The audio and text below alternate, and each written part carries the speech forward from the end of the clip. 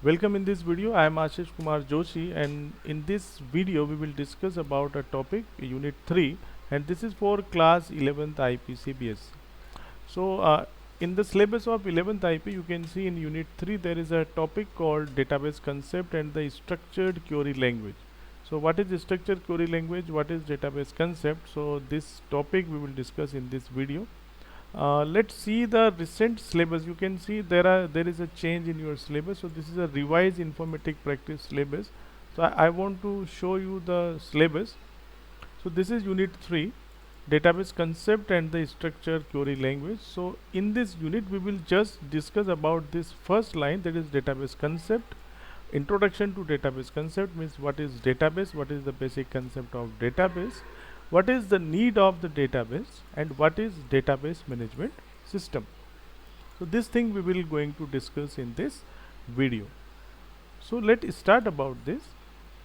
So first thing is, what is database concept? Yeah, what do you mean by the database? So whenever this term comes, that this database, so this is a very general term. ये हमने ऐसे भी हमने ये term काफ़ी बार सुनी होगी. So database is simply means a collection of data. जब भी हमको डेटा का कलेक्शन करना है, then obviously we need database. अब देखिए डेटा की कलेक्शन से क्या मतलब है, इसको आप ध्यान समझिए. जैसे मान लो टीचर है, तो टीचर स्टूडेंट की सारा डेटा टीचर के पास होता है. जैसे स्टूडेंट का रोल नंबर है, नेम है, मदर नेम, फादर नेम, उसका एड्रेस, उसका मोबाइल नंबर.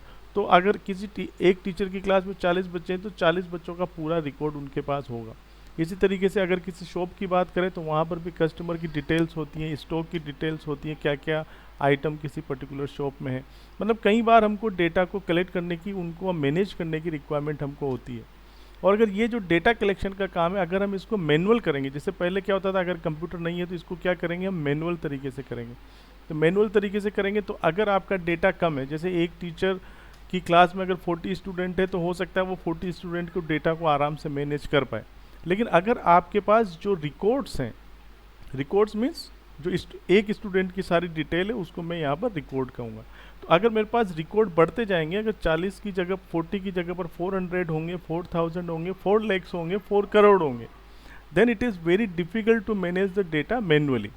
ओके, तो अब क्या किया गया, अगर अब मेरे पास नंबर ऑफ रिकॉर्ड ज़्यादा है तो मैं क्या करूँगा, उनको मैं कंप्यूटराइज स्टोर करूँगा. कंप्यूटराइज स्टोर करने का क्या फ़ायदा होगा, वो इजीली मैं उनको मैनेज कर सकता हूँ, ताकि बाद में अगर कोई क्वेरी मुझे उसके साथ करनी है, जैसे मान लो टीचर के पास स्टूडेंट का पूरा रिकॉर्ड है. अब प्रिंसिपल पूछता है कि बताइए कितने स्टूडेंट हैं जिनके लास्ट ईयर 60 के ऊपर मार्क्स आए थे.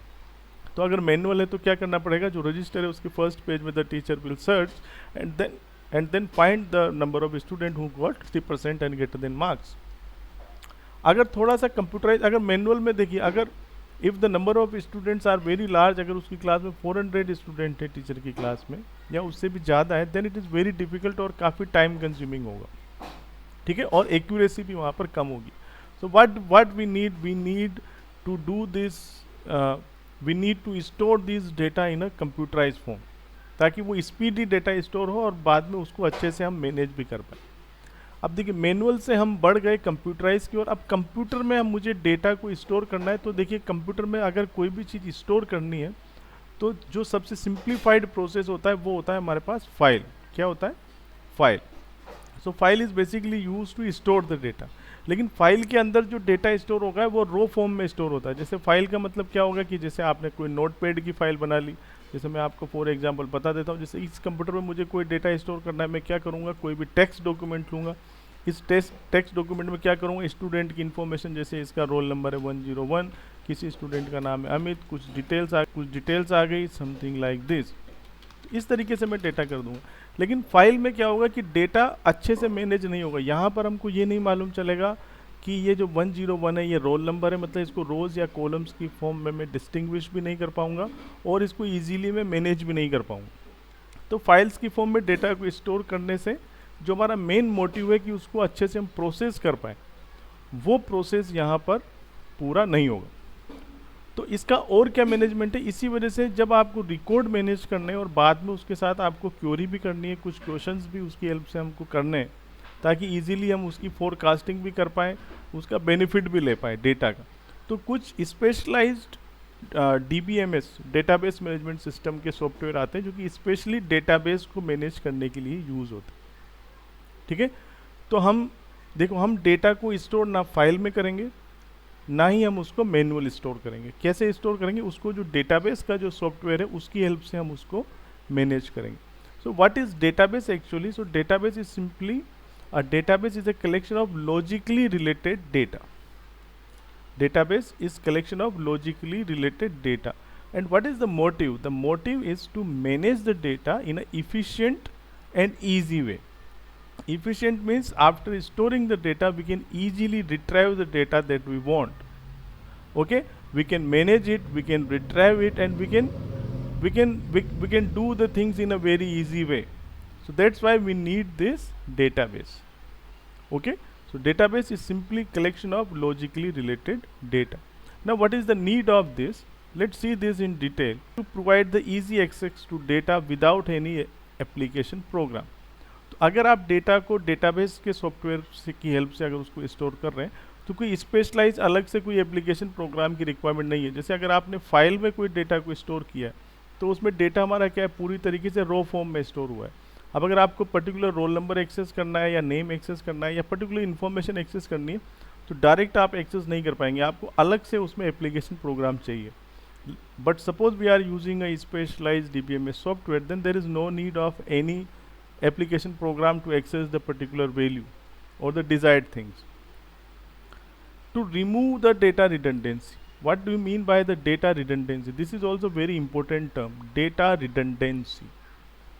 Data redundancy simply means duplication of data. This is also the biggest problem in case of database. When you invite the record from the customer or from a student or from anyone, then this is happened that there are lots of people who submit the information in a duplicate form. Means for the same person we have the different records. So database में क्या होना चाहिए, हमेशा ये चीज़ का हमको ये पता होना चाहिए कि सारे जितने भी रिकॉर्ड हैं वो सारे क्या हो, यूनिक रिकॉर्ड हो। मीन्स वहाँ पर डुप्लीकेट रिकॉर्ड नहीं होने चाहिए। तो this is the need of database. अगर फाइल में हम स्टोर करेंगे तो वहाँ पर डेटा हमारा यूनिक रहे, क्योंकि उसकी कोई प्रोसेसिंग नहीं है, पूरा हमारे पास रॉ फॉर्म में। मैनुअल में भी मुश्किल है। ठीक है, तो हालांकि डेटा को यूनिक करने के लिए जैसे क्लास टीचर अगर स्टूडेंट की डिटेल को स्टोर करता है तो यूनिक रखने के लिए क्या यूज़ करते हैं, वहाँ पर रोल नंबर को यूज़ करते हैं। क्योंकि हो सकता है स्टूडेंट के नेम जो है, दो या दो से ज़्यादा स्टूडेंट के नेम सेम हो सकते हैं, फादर नेम भी सेम हो सकते हैं, लेकिन रोल नंबर वहाँ पर यूनिक रहेगा। तो डेटा रिडंडेंसी को कम करने के लिए मैनुअल में भी हम ऐसी कोशिश करते हैं। तो इसी तरीके से जब हम डेटाबेस बनाएंगे वहाँ पर भी डेटा रिडंडेंसी का ध्यान रखेंगे कि ये नहीं हो। Okay, so this is a negative term, data redundancy नहीं होनी चाहिए। And the need of database is to achieve the data consistency. Data consistency का मतलब ये है कि जो डेटा हम स्टोर कर रहे हैं, जो डेटाबेस हम बना रहे हैं, वो पूरी तरीके से सही होना चाहिए, इनकंसिस्टेंसी नहीं होनी चाहिए।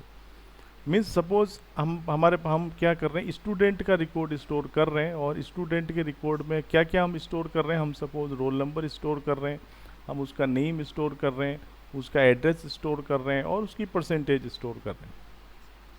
ठीक है, ये रिकॉर्ड हम स्टोर करना चाहते हैं। तो रोल नंबर का जो कॉलम है उसमें रोल नंबर ही होना चाहिए। अब अगर कोई सपोज रोल नंबर के कॉलम में किसी का नाम लिख दे या नेम कॉलम में किसी का रोल नंबर लिख दे, ओके, या फिर परसेंटेज कॉलम में कोई -75% डाल दे, what is this? So this is the inconsistent data.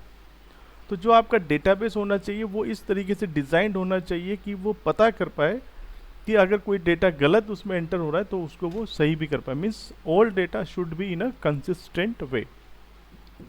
Okay, so this is the need of database to remove the data isolation by providing relationship among the data. This is also very important. अगर आप manual या file system use करते हैं तो ये चीज़ achieve नहीं हो पाती। डेटा आइसोलेशन का मतलब, अब देखो कभी कभी क्या होता है कि एक ही रिकॉर्ड अलग अलग टेबल में हो सकता है, मतलब अलग अलग काम में यूज़ आ रहा है। जैसे पूरा स्कूल का हम सिनेरियो यहाँ पर देखें तो स्कूल में क्या होगा, हो सकता है जब स्टूडेंट का न्यू एडमिशन होगा तो एडमिशन वाले उसका रिकॉर्ड अलग रखेंगे। लाइब्रेरी में कुछ भी बुक इशू करेगा तो लाइब्रेरी वाले सर उसका अलग से रिकॉर्ड इशू करेंगे। तो अब अगर एडमिशन वालों ने किसी स्टूडेंट का रोल नंबर 101 दे रखा है और उसका नेम क्या लिखा है, अमित लिखा है, और लाइब्रेरी में जो 101 रोल नंबर है उसका नेम क्या लिखा है, आशीष लिखा है।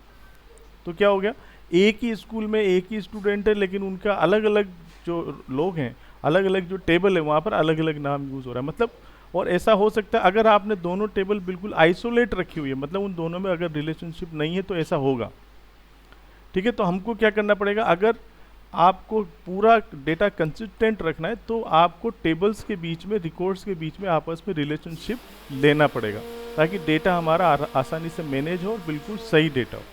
तो हमको क्या करना पड़ेगा, we have to remove the data isolation to assure about the correct records. Okay, then the last one, to provide the different access control for controlling data sharing। अब देखिए यहाँ पर जब हम सिक्योरिटी की बात करते हैं, क्योंकि जब डेटा स्टोर किया जाता है, जैसे आधार कार्ड में पूरे इंडिया की कंट्री का डेटा है, बैंक के पास भी पूरा डेटाबेस होता है, हर कस्टमर की डिटेल्स होती है, लेकिन जो डेटा वो स्टोर करेंगे वो पूरी तरीके से सिक्योर होना चाहिए। मतलब वो जिन्होंने हमसे मांगा है बस उन्हीं के पास रहे, थर्ड पार्टी के पास नहीं जाना चाहिए। ठीक है, तो अगर आपके पास मैनुअल आप डेटा स्टोर कर रहे हैं तो हो सकता है आपका जो रजिस्टर है या वो कहीं चोरी हो जाए या कोई ले गया तो वो आपका डेटा एक्सेस हो सकता है। तो कंप्यूटर में भी जो अलग अलग आप फाइल्स बनाते हैं इनको इसमें भी आप सिक्योरिटी को एनफोर्स कर सकते हैं। बाकी डेटाबेस में और अच्छे से आप सिक्योरिटी को एनफोर्स कर सकते हैं। तो मल्टीपल यहाँ पर यूज़र्स बना सकते हैं। कौन सा यूज़र कौन सा ऑपरेशन परफॉर्म कर सकता है, सिर्फ रीड ऑपरेशन कर सकता है, राइट ऑपरेशन परफॉर्म कर सकता है, डिफरेंट टाइप के आप राइट्स दे सकते हैं, कौन रिकॉर्ड को चेंज कर सकता है, कौन रिकॉर्ड को चेंज नहीं कर सकता है, समथिंग लाइक दिस। सो अगर आप डेटाबेस का कंसेप्ट यूज़ करते हैं तो पूरी तरीके से जो एक्सेस कंट्रोल है उसको कस्टमाइज किया जा सकता है। अलग अलग यूजर्स को हम अलग अलग प्रिविलेजेस यहाँ पर दे सकते हैं। So this is the important need of database. Okay, अब जो डेटाबेस को जो मैनेज करेगा, okay let's see. So this is about the database concept and the need of database. Now अब डेटाबेस को कंसेप्ट को जो इम्प्लीमेंट करेंगे तो इस पूरे सिस्टम को हम यहाँ पर क्या कहेंगे, database management system. What is this, database management system. तो पूरा सिस्टम जो कि पूरे डेटाबेस को मैनेज करने के लिए यूज होगा। So what is database management system, या इसको हम क्या कहते हैं, DBMS। ठीक है, this is a short term, DBMS, database management system. So what is this, it is a software that can be used to create and manage the database। इसकी help से आप डेटाबेस को क्रिएट करेंगे और फिर manage करेंगे। Manage करने का मतलब क्या है, आप उसमें जो भी आपको चेंजेस करना है, अपडेट करना है, मॉडिफाई करना है, रिट्राइव करना है, जो भी काम आप उसमें करना चाहते हैं वो सॉफ्टवेयर आपको फैसिलिटेट करेगा। With the help of that software we can manage the database. So DBMS let's user to create a database, store it, manage, update, modify and retrieve data from the database by user or a application program. So DBMS is a complete software which gives you the facility to store and manage the database. Now there are various DBMS softwares available in the market, but some example of open source and commercial DBMS includes। तो हम open source की अगर बात करें तो open source कौन कौन से हैं, तो MySQL जो ओबियसली हमारे सिलेबस में जो हमको पढ़ना है वो पढ़ना है हमको MySQL। इसके अलावा भी कई सारे DBMS के सॉफ्टवेयर है, जैसे MySQL है, Oracle है, PostgreSQL है, SQL सर्वर है, Microsoft Access, MongoDB। So these, इसके अलावा भी कई सारे सॉफ्टवेयर हैं जो कि DBMS के लिए यूज़ होते हैं। सो हम यहाँ पर जो जनरली हम पढ़ते हैं वो MySQL पढ़ते हैं, और इसको हम क्यों पढ़ते हैं, because this is open source and this is free also. Free means इसको यूज़ करने के लिए हमको कुछ भी पेड नहीं करना पड़ता, और ओपन सोर्स का मतलब ये है क्योंकि इसको बनाने के पीछे जो सोर्स कोड है, देखिए कोई भी सॉफ्टवेयर जब बनता है तो वो किसी न किसी प्रोग्रामिंग लैंग्वेज के थ्रू बनता है, मतलब उसके बैकग्राउंड में कुछ कोड होता है, उस कोड को कहेंगे हम सोर्स कोड। ठीक है, जो उसका सीक्रेट होता है। तो अगर वो सोर्स कोड अवेलेबल है, पब्लिकली अवेलेबल है, तो उसको हम कहेंगे ओपन सोर्स। तो ये क्या है हमारे पास, ओपन सोर्स। इसके सोर्स कोड को आप देख सकते हैं, इसको हम मॉडिफाई भी कर सकते हैं और इसको हम समझ भी सकते हैं। ओरेकल भी एक पॉपुलर DBMS का सॉफ्टवेयर है जो कि काफ़ी यूज़ होता है। पोस्टग्रेसक्यूएल और माइक्रोसॉफ्ट एक्सेस, देखिए ये माइक्रोसॉफ्ट का प्रोडक्ट है, जो सबसे आसान जो फर्स्ट स्टेप का जो DBMS टूल है वो माइक्रोसॉफ्ट एक्सेस है। ठीक है, इनको मैं शॉर्ट में आपको दिखा देता हूँ। MySQL को आप MySQL की वेबसाइट से जाके डाउनलोड कर सकते हैं। माइक्रोसॉफ्ट एक्सेस तो बाय डिफ़ॉल्ट जो MS ऑफिस का सूट होता है उसके साथ में होता ही है.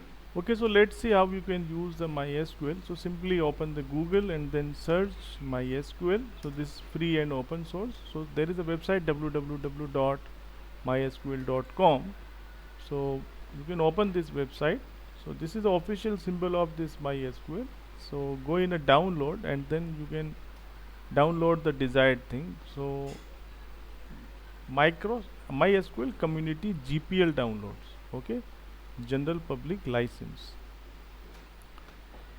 By clicking on this, you can click on MySQL installer for Windows.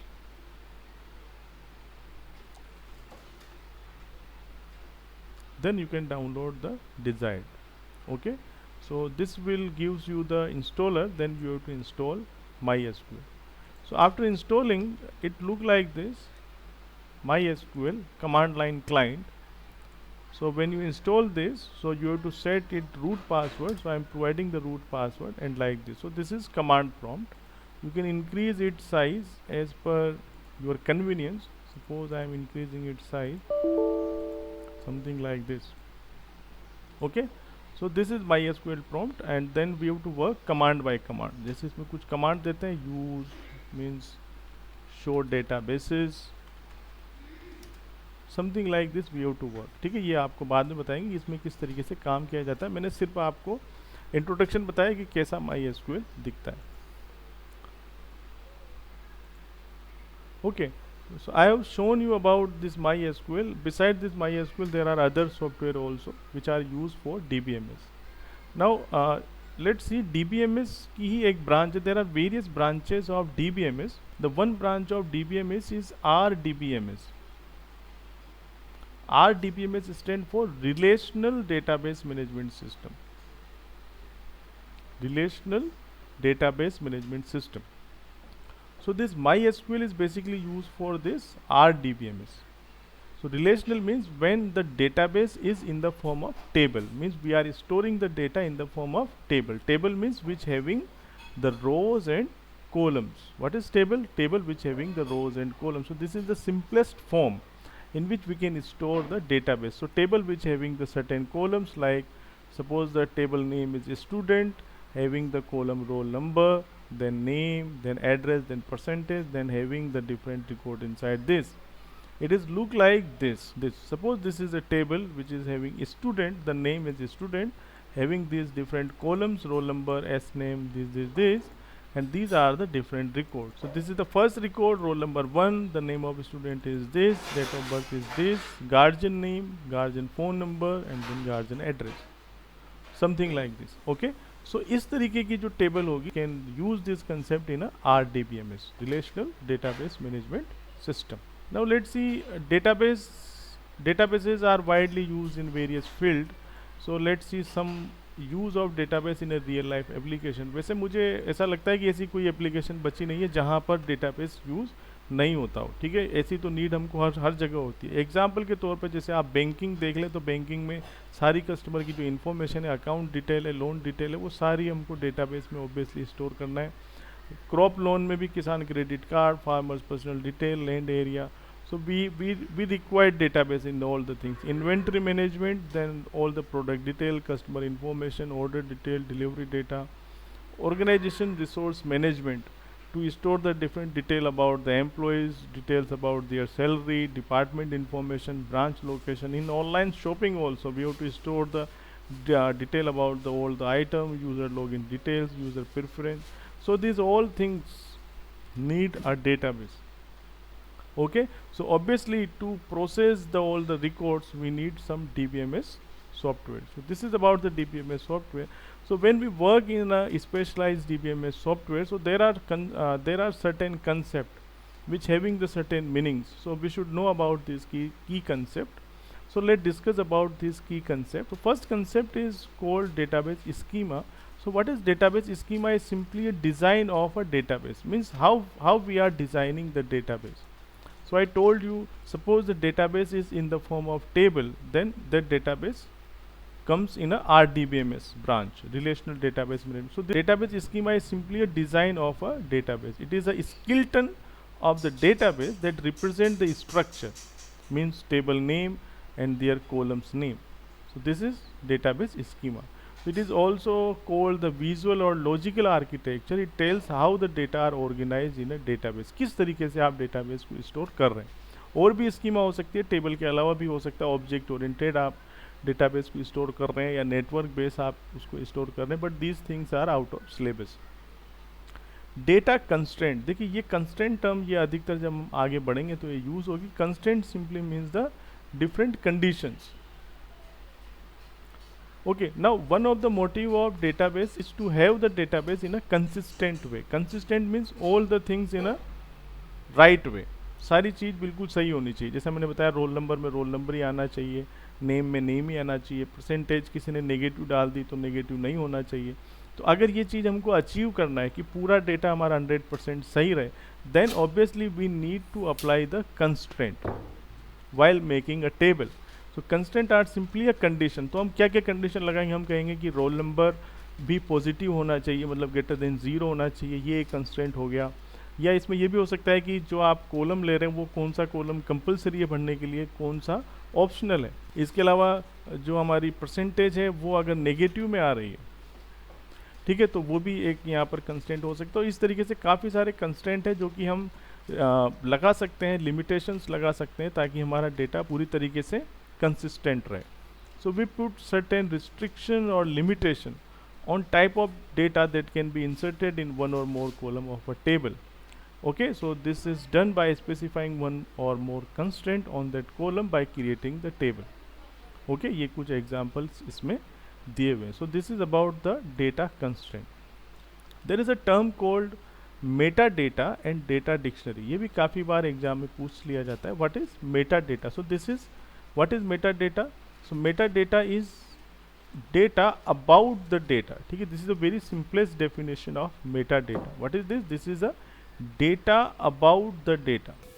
Okay, now what it means, देखिए जैसे मैं लाइब्रेरी का एग्जांपल लेता हूँ, तो लाइब्रेरी में क्या होता है कि आपने अलग अलग, आपके पास अलमीरास हैं, उसमें अलग अलग बुक्स आपने अलग अलग पोर्शन में रखी हुई है, अलग अलग आपने उसमें डिफ्रेंशिएट कर दिया कि साइंस की बुक इस शेल के अंदर है या दूसरी फिजिक्स की बुक इसके अंदर है, समथिंग लाइक दिस हमने उनको डिफ्रेंशिएट किया हुआ है। लेकिन फिर भी हम क्या करते हैं, एक सिंपल सा कैटलॉग बनाते हैं। उस पूरे कैटलॉग में क्या करते हैं भाई, नंबर 1 की जो अलमीरा है, ताकि जो बाहर से आता है वो उसको अंदर घुस के देखने की जरूरत नहीं, वो सिंपल क्या करेगा, कैटलॉग देखेगा कि मुझे किस डायरेक्शन में जाना है। कि भाई सपोज मुझे फिजिक्स की बुक चाहिए तो इस अलमीरा के इस बुक शेल के अंदर मुझे मिलेगी। तो वो क्या हो गई, बुक्स मतलब डेटा अबाउट द डेटा, जो आपके पास डेटा है उसकी इंफॉर्मेशन के लिए आपने वो पूरा कैटलॉग बनाया, तो वो क्या हो गया, एक तरीके से मेटा डेटा हो गया। Okay, so database schema along with various constraint on the data is stored by DBMS in a database catalog और dictionary called the meta data. तो जो आपने कैटलॉग बनाया है जो कि आपको इंफॉर्मेशन दे रहा है कि कौन सी बुक कहाँ पर है, so this is meta data, this is also known as data dictionary. Now there is a term called database instance. Database instance. So database instance means, देखिए जो रियल वर्ल्ड में जो इंस्टेंस बनती है, जैसे मान लो आपने स्टूडेंट टेबल बनाई है, स्टूडेंट टेबल के अंदर कई सारे रिकॉर्ड, जैसा मैंने अभी आपको दिखाया था, suppose this is a table. अब अगर मैं अभी इसको देखता हूँ तो हो सकता है इसके अंदर 10 रिकॉर्ड्स हों, मैं कल इसको देखूँ तो हो सकता है इसके अंदर 15 रिकॉर्ड आ जाए, ठीक है। अगर सपोज ये रियल टाइम पे ये टेबल अपडेट हो रही है तो अलग अलग समय में अलग अलग डेटा मुझे नज़र आ सकता है। जैसे बैंक के अंदर कोई अकाउंट है तो उसका जो ट्रांजैक्शन है वो अभी मैं अगर उसका बैलेंस देखूँ तो हो सकता है 15,000 हो, और बाद में आज से 10 मिनट बाद में देखूँ या कल देखूँ तो बैलेंस भी उसका चेंज होगा। तो मतलब डेटाबेस, जो आपका डेटाबेस है वो अलग अलग इंस्टेंस उसकी कहेंगे उन, ठीक है। जिस समय पर आप देख रहे हैं वो उसकी क्या है, अलग अलग इंस्टेंस है, ठीक है। So the state or snapshot of database at any given time is the database instance. Okay, so database जो लगातार चेंज होता रहता है अलग अलग समय में, तो उसको हम उसकी इंस्टेंस कहेंगे जो कि रियल वर्ल्ड में काम आएगी। Let's discuss about the another important key concept, that is query. A query is a request to a database for obtaining information in a desired way. So why we are making a database? So main motive of creating a computerized database is to obtain the information that we desired.